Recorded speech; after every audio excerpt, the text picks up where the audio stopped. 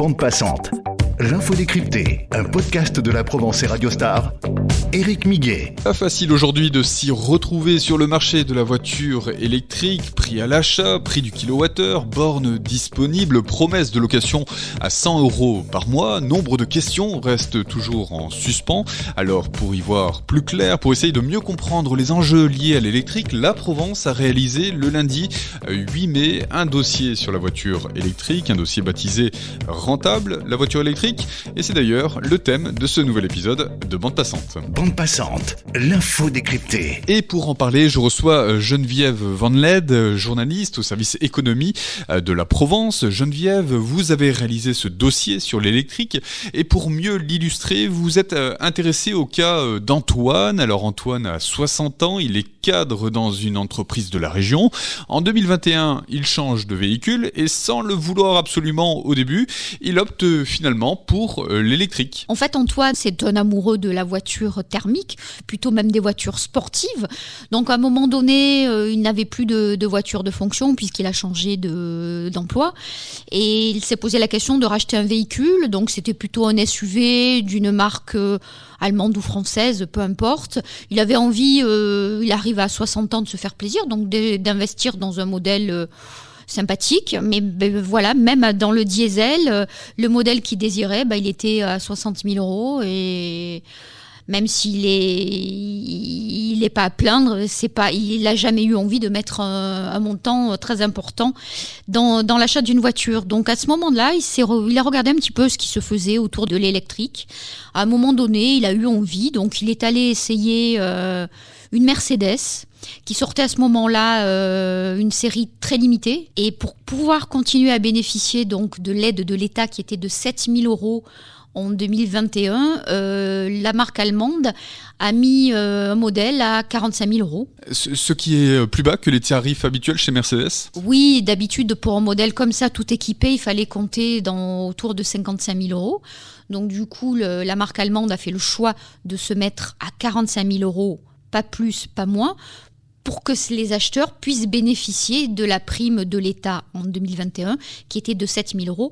Et dans certains départements, comme le département des Bouches-du-Rhône, s'ajoutait une aide de 5 000 €. Donc Antoine a fait rapidement son calcul, 7 000 plus 5 000, ça nous fait 12 000 € pour l'achat d'un véhicule à 45 000 €. Donc il a sauté le pas, il a eu envie de se faire plaisir. Voilà, donc voilà comment il a acheté sa voiture. Et pour la recharge, comment fait Antoine ? Il a décidé d'installer une borne de charge à la maison, de charge classique, je crois que c'est une 7,2 kg, il me semble, ce qui est largement suffisant pour une voiture électrique. Bon, il faut savoir qu'on la charge le soir et le lendemain matin, la voiture est chargée. Autre question, quelle est l'autonomie du véhicule d'Antoine ? Une voiture comme ça, une voiture de 400 à 450 km, ce qui est quand même relativement très agréable puisqu'Antoine a fait des longs voyages jusqu'à Genève, Bordeaux, Nice, Monaco. Bon, il faut juste prendre le temps de planifier son parcours à l'avance, puisqu'aujourd'hui vous avez des applis qui vous permettent de savoir où se trouvent des bornes de recharge sur autoroute. Et là, bien sûr, c'est pas tout à fait le même prix qu'à la maison. On n'est plus à 0,20 centimes du kilowatt. Vous le disiez à la base, Antoine n'était pas forcément pour s'acheter un véhicule électrique. Après usage, et ce depuis 2021, quel bilan en fait-il ? En fait, Antoine en est vraiment très satisfait. D'abord, c'est un vrai plaisir de conduite. Ça fonctionne un peu comme une automatique, même si ce n'est pas une automatique sur le plan mécanique, mais c'est exactement les mêmes réflexes. Il n'y a pas de bruit, donc c'est vrai que c'est très particulier. Mais en même temps, il faut savoir que ça a un coût de revient pour la maintenance et l'entretien du véhicule, c'est beaucoup moins cher, puisqu'il n'y a pas des pièces à changer, il n'y a pas des révisions profondes à effectuer. Quand vous laissez votre voiture pour une Mercedes, c'est autour de 200-220 €. Et pour une voiture style Fiat 500, c'est autour de 150 € l'entretien annuel. Donc, ce qui est largement inférieur à ce qu'on peut pratiquer sur un véhicule thermique, dont le montant est largement plus élevé. Et bonne surprise, Antoine s'est aperçu que l'assurance était également moins chère, à peu près de 100 €. Et en plus, la carte grise est, je crois, là aussi à moins de 20 €.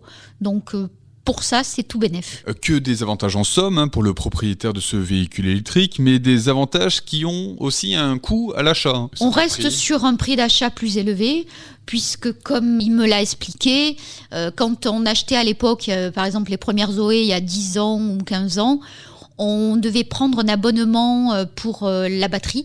Aujourd'hui, la Commission européenne a imposé aux constructeurs que la batterie soit incorporée dans le prix d'achat du véhicule, ce qui peut expliquer en partie le prix plus élevé à l'achat.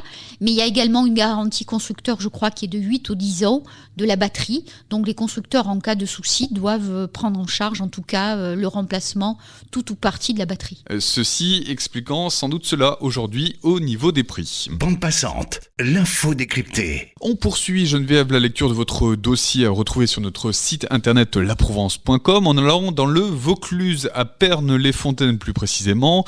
Dans ce département, vous avez rencontré Jean Fournier. Jean Fournier est le président de l'association The Provençaux. The s'écrit pour l'anecdote ZE.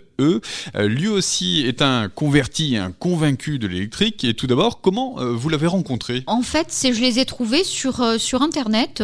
Je me demandais s'il existait une association des usagers de voitures électriques, comme il en existe pour les voitures thermiques. Et j'ai eu l'agréable surprise de découvrir qu'il existait une association, une fédération des associations au plan national, dont fait partie The Provençaux, qui a été créé, pareil, par un amoureux des voitures électriques qui a acheté une première Tesla à l'époque.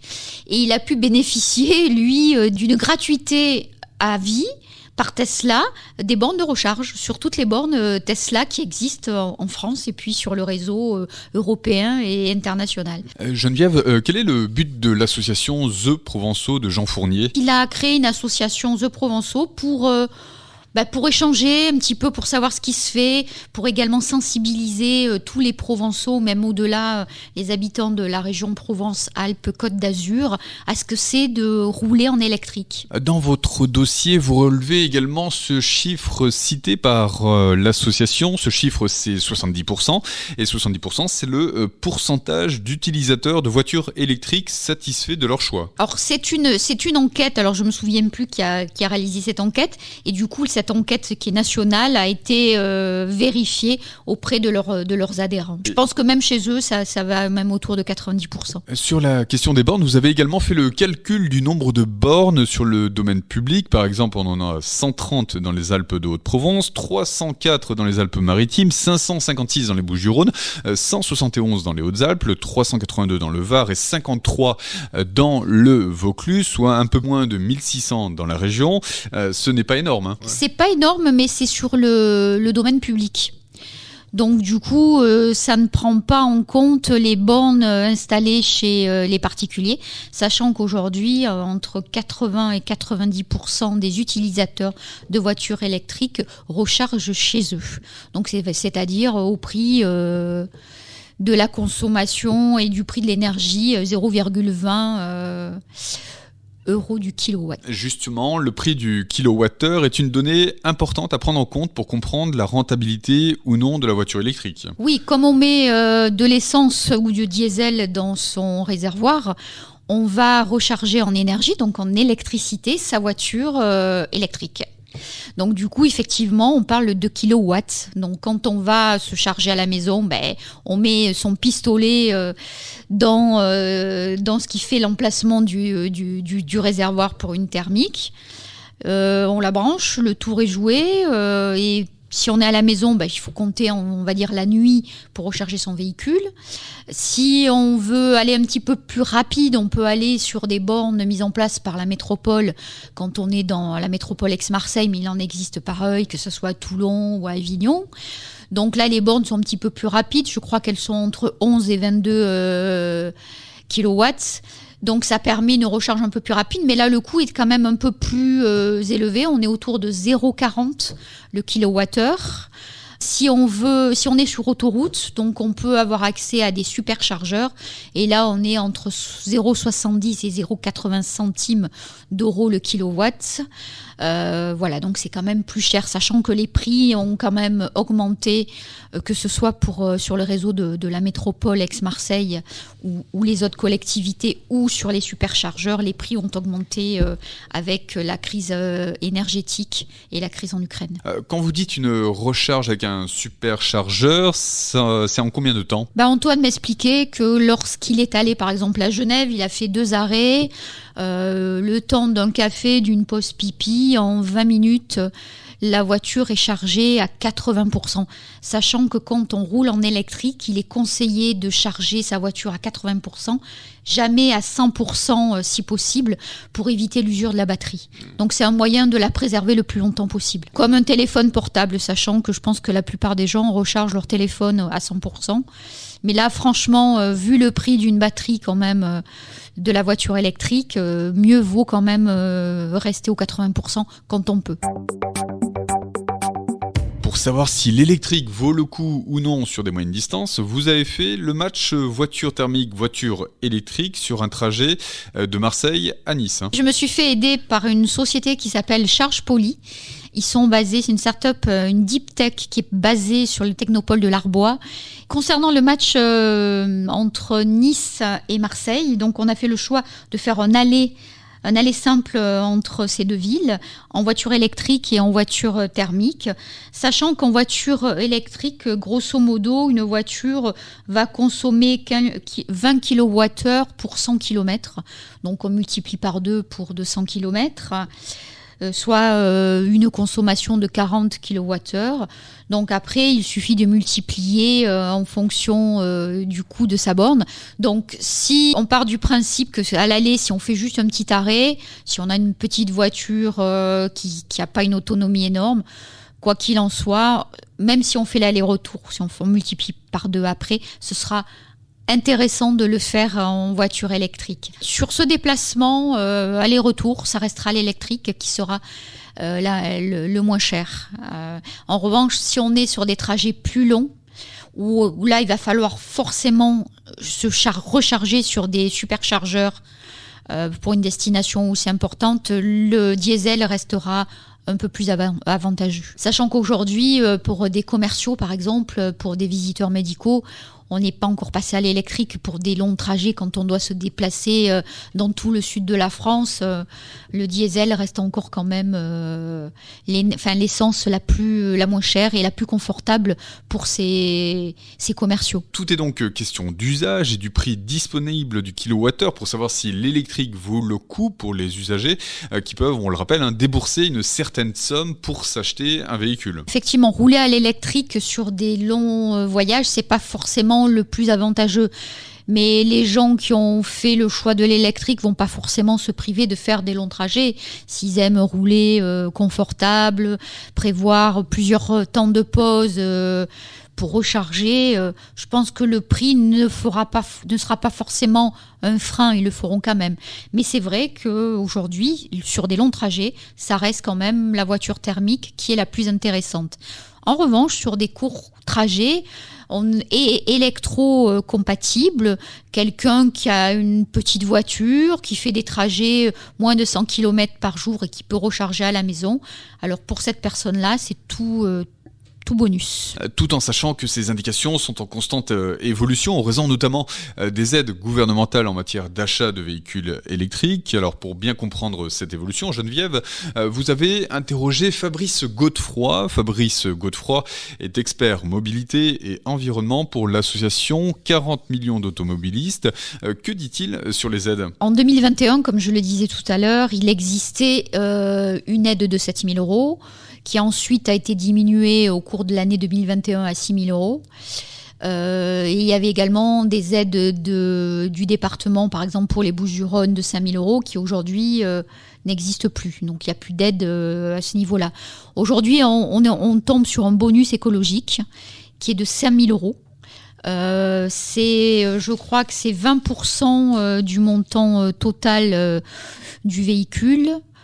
à condition que je crois que le véhicule fasse là aussi moins de 45 000 euros, avec un maximum de 5 000 euros, quoi qu'il en soit. En revanche, ce qui peut être intéressant, c'est qu'il existe une aide également sur le marché de l'occasion.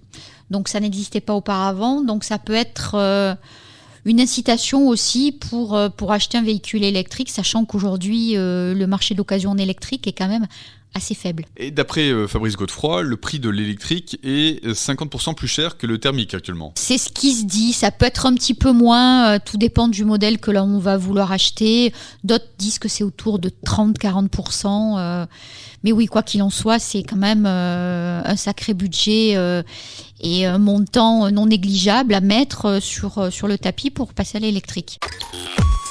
Question prix, justement, le gouvernement fait la promesse de la location de la voiture électrique à 100 € par mois. C'était d'ailleurs une promesse de campagne d'Emmanuel Macron. Une manière pour permettre aux foyers plus modestes de se faire la conversion. Où est-ce que nous en sommes actuellement ? Annonce qui a été renouvelée il y a une quinzaine de jours par Elisabeth Borne, la première ministre. Après, reste la question, c'est comment, avec quel véhicule ? Quelle marque ? En tout cas, aujourd'hui, les associations de consommateurs, même les économistes se posent de nombreuses questions. Parce qu'aujourd'hui, il y a la Dacia Spring qui pourrait rentrer dans ce montant-là. Et encore, il faut vraiment en faire la preuve. Et sachant que la Dacia est aujourd'hui une voiture Spring 100% construite en Chine. Alors du coup, ça voudrait dire que les aides de l'État irait financer un constructeur chinois, on ferait du dumping social et du dumping industriel. Donc les économistes là-dessus sont assez réservés. De toute manière, pour l'instant, on n'a pas de réponse. On ne sait pas comment va se présenter cette offre, quand, comment, pour qui.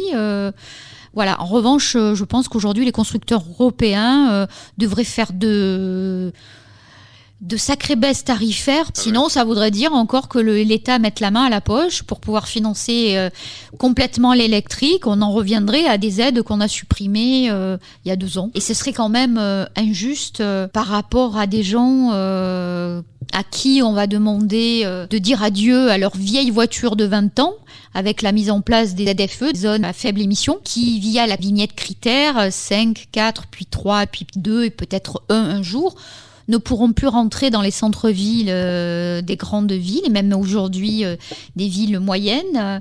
Donc, comment expliquer aux gens, à ces gens-là, qu'on va aider certains à avoir une voiture électrique même à 100 €, quand eux ne pourront plus rentrer dans les centres-villes et pas s'acheter le véhicule qu'il faut, et même pas pouvoir mettre 100 € par mois pour en bénéficier. En fait, à un moment donné, il faudra se poser des bonnes questions. C'est quand même assez injuste pour ces populations-là. De quoi aussi, et surtout, tracasser les automobilistes sur l'utilisation ou non d'un véhicule électrique. Aujourd'hui, c'est quand même la grande question des automobilistes qui doivent ou veulent changer leur voiture, c'est que dois-je acheter ?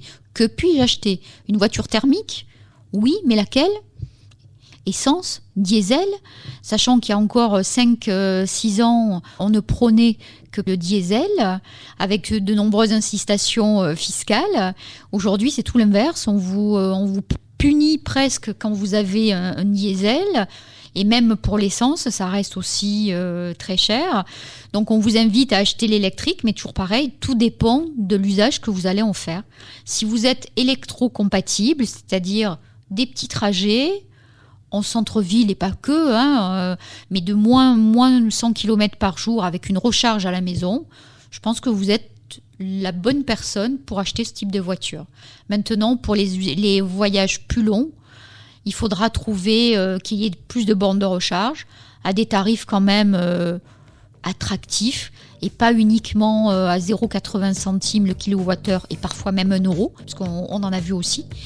Donc voilà, je pense qu'il y a des sérieux choix qu'il va falloir faire pour répondre aux enjeux économiques, aux enjeux environnementaux et aux enjeux énergétiques de demain. Merci Geneviève Van Led pour ces précisions sur la voiture électrique. Je rappelle que votre dossier est à retrouver sur internet, sur notre site laprovence.com. Bande passante, c'est le podcast du Journal de la Provence, un podcast à retrouver sur toutes les plateformes habituelles comme Apple Podcasts, Deezer ou encore Spotify.